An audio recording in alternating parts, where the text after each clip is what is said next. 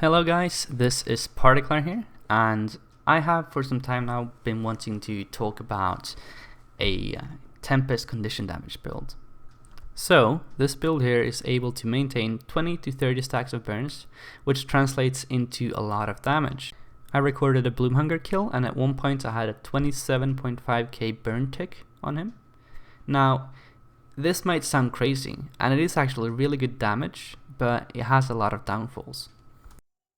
So first thing, flame wall is a huge part of your DPS. As soon as the enemy runs out of your flame wall, that damage has disappeared. And secondly, another huge part of your DPS is the Tempest overload in fire. Now, if you would get hit, or if you would for some reason need to dodge, then you would interrupt the channel and your DPS will tank as well. The fire overload also has a tiny range, which means that you really need to get in there in order to do damage.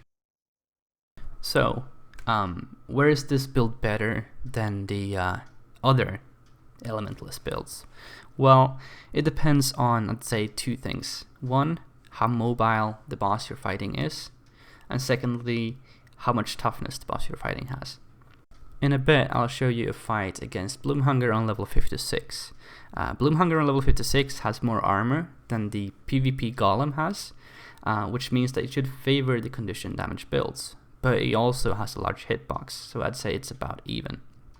The condition damage build actually out DPSs the staff one, but not by a large amount. I'd definitely say though that high level fractals above, say 60, the condition damage build will perform better.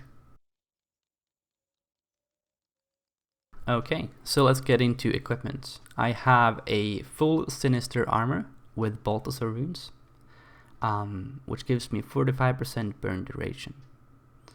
I also have full Sinister accessories. If available, I would go with the rabbit back piece, but here I only have a circular one and that works just fine as well. So for weapons, I have a dagger and focus, one of which is Sinister and the other one is Vipers. I'll get back to that later on. For sigils, I have a sigil of bursting, and the other one, you can choose whatever you want. I chose to go with sigil of air. So let's get on to traits. First off, I have fire. The first trait there will be burning precision. This is an amazing trait. It both gives you burn on crit as well as 20% burn duration constantly. There's nothing else you want to have in this adept tier other than this. For the second trait, I choose Pyromancer's Training. This will lower all of your fire skills cooldown by a lot, making it a lot better than the alternative of 10% more condition damage. For Grandmaster, you still want to have Persisting Flames. Longer fire fields simply means more damage. The next trait line will be Arcane. The first trait here will be Arcane Precision for yet another burn on crit chance, simply adding more condition damage together with the burning precision trait we had before. For Master here, there's nothing really good. I choose Final Shielding because it's a defensive trait and you need it whilst overloading. And for the Grandmaster trait, we go with Evasive Arcana. Now, Evasive Arcana makes that every time you dodge in fire, you will apply 2 burn stacks around you, with a 10-second cooldown. However, Pyromancer's Training will take this cooldown down to 6.5 seconds instead. It's pretty difficult to know when Evasive Arcana is off cooldown, especially because Alacrity will lower this cooldown even more. But after playing with the build for a while, you will start to get a feel for when you can dodge again. The last trait line will be Tempest. Now, there's not many traits in here that you want. You mostly take it for the fire overload. However, I really like Gale Song and AoE stun break whenever you get stunned. It's amazing. For Master's tier, I choose to go with Invigorating Torrents. This is because Evasive Arcana is pretty demanding on the endurance. And with Fire Aura as well as Feel the Burn, I will have 2 auras that will give me vigor and help with the endurance. So if you have 2 auras, you might as well go with the Aura Heal trait in the end. You could go whatever trait you want here though, it doesn't matter. Alright, so let's go on to utilities. The two utilities you definitely want to have is Glyph of Elemental Power as well as Glyph of Storms. Using these two in fire will grant you a load of burns and a lot of damage.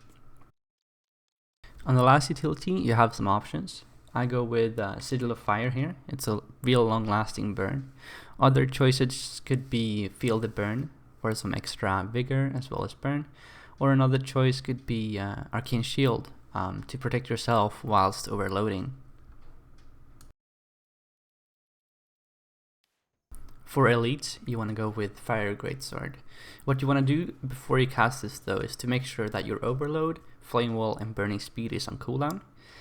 If you use your Fire Greatsword, you want to cast number 2 and 5 and then drop it in order to continue with the other skills. For heals, it doesn't really matter what you bring. If your party needs Fury, however, I would recommend going with Arcane Brilliance. So the last thing on the list is food. I go with Koi Cakes. It's definitely the best condition damage food out there. 20% condition duration and 70 condition damage. As for crystals, I go with the Toxic Focusing Crystals for 100% condition damage and 10% condition duration.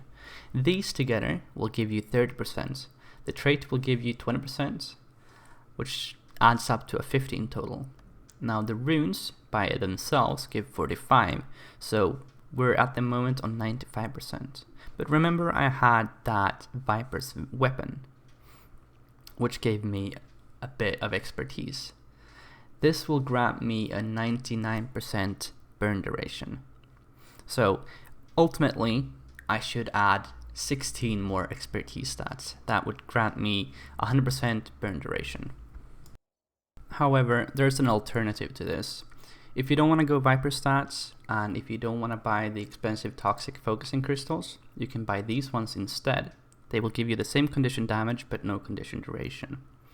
Instead, swap back your weapon to Sinister, and then buy a Smoldering Sigil to put on your focus here. That will get you to 105 burn duration, so you overcap it by a tiny amount, but it's not that major. Alright, so as for rotations, I'm just gonna go over the priority of the skills instead of an actual rotation, because I find the fight being so messy around with alacrity anyways. So first off, these two utilities you always want to have on cooldown.